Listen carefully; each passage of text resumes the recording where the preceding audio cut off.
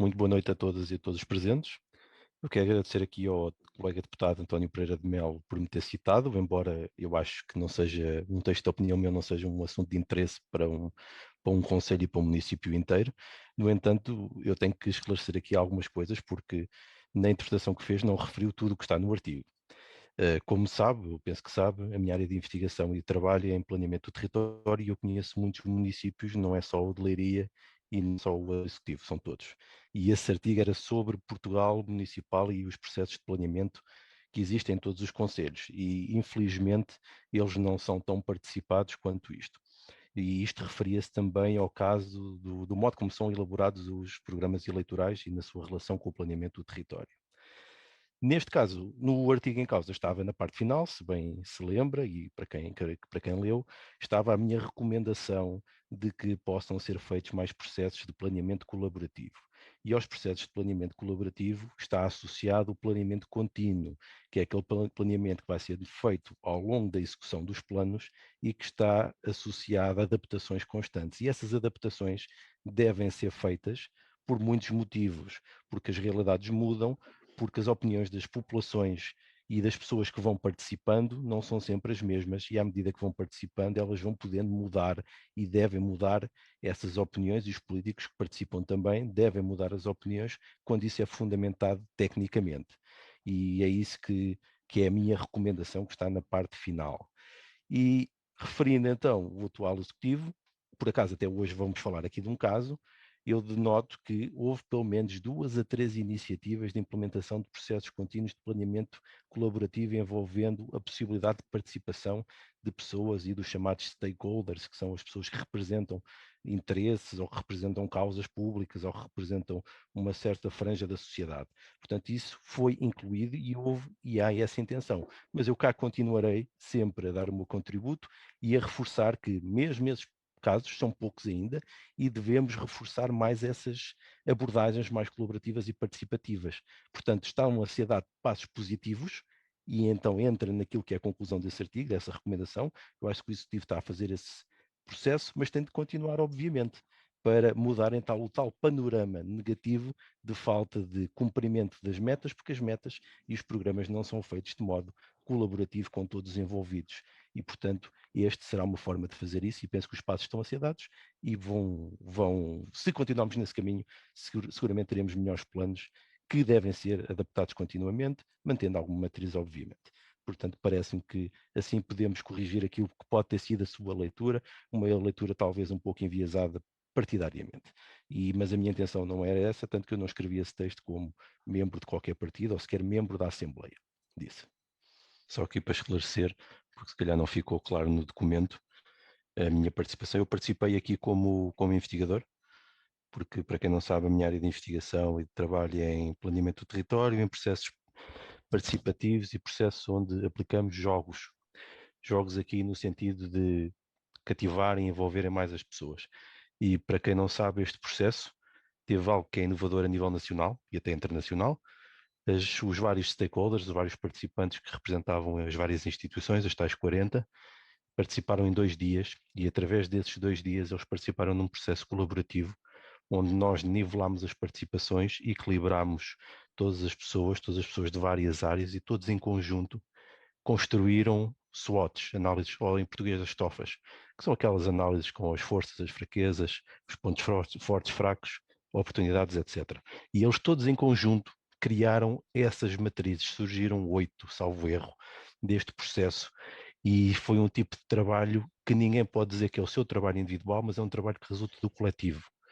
E isto é altamente inovador e muito provavelmente será, eu ainda não tive a oportunidade de trabalhar nisso, mas a minha ideia é depois publicar até um artigo científico sobre isto, porque isto é uma coisa realmente muito nova, muito diferente, e eu construí para aqui um processo novo, através de dinâmicas de jogos, aquilo que nós chamamos os tais serious games, que são os jogos aplicados para objetivos sérios, e aqui o objetivo sério era construir então esta tal matriz para poder ser trabalhada posteriormente pela restante equipa. Portanto, a minha função foi de desenhar, dinamizar e implementar esse processo participativo jogável, ou mais dinâmico, e só para informar que foi feito em regime de voluntariado.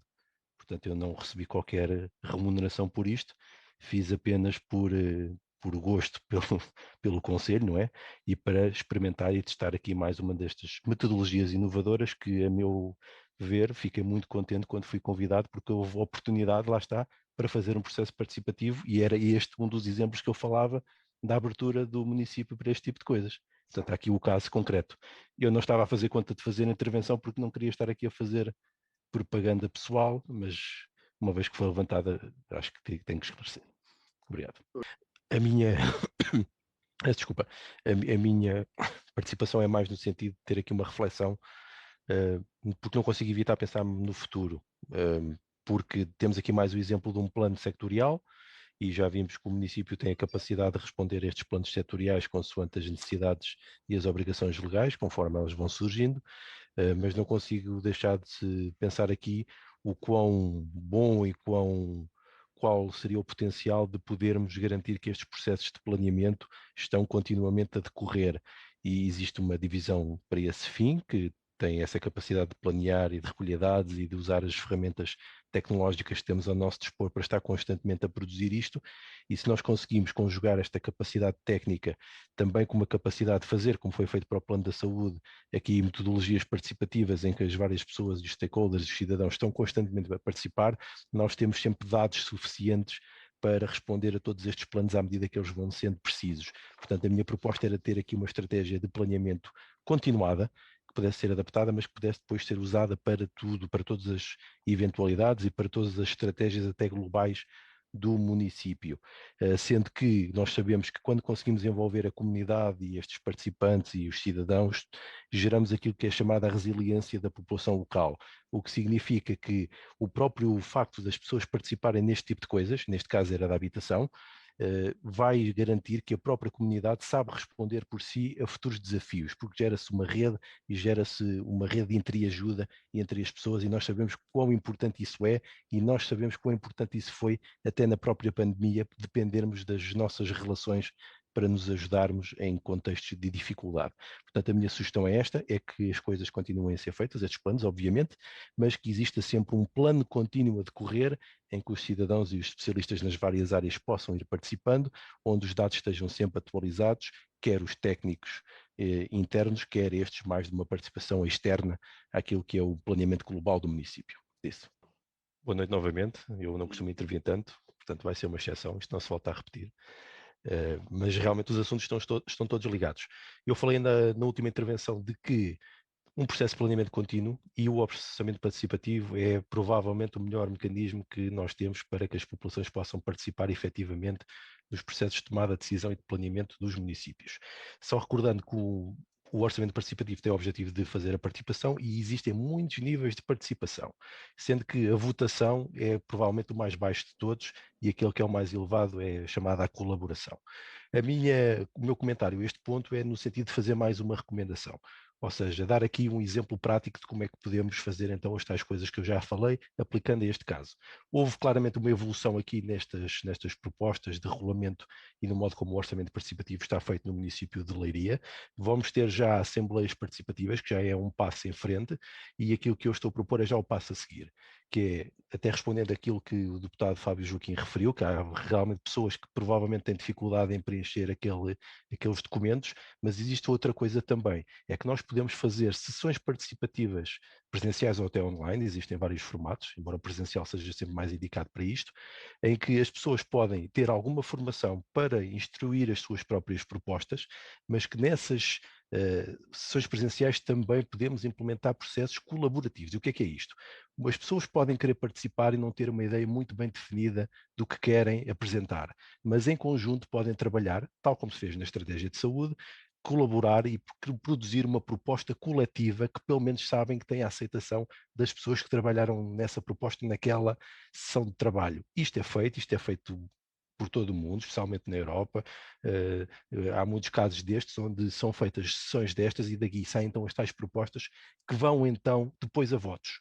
Portanto, isto é mais outra forma de participar, neste caso colaborar, criar a tal resiliência da comunidade, e com certeza teremos aqui pelo menos propostas que têm pelo menos uma boa base sólida, porque depois nestas sessões participativas presenciais e mais práticas, o próprio município, os tais técnicos, que até é quem faz as avaliações, podem estar lá a apoiar tecnicamente estas propostas.